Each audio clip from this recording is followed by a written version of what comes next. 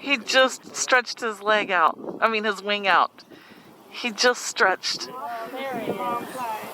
Okay, he's just to the right of that same stick, and he's heading towards the stick.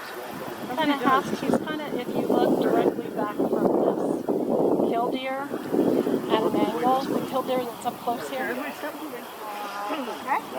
So go back behind the killdeer about halfway to that slanted stick, and more in line with the killdeer from our view. Yeah, good. Bingo. Good direction. Thank you. Alright, Cameron, do your work. He's sort of gentle. He turns to the side. He's got a little bit of tail patch on the flank that you can Yeah. see a little bit of white, but he turns.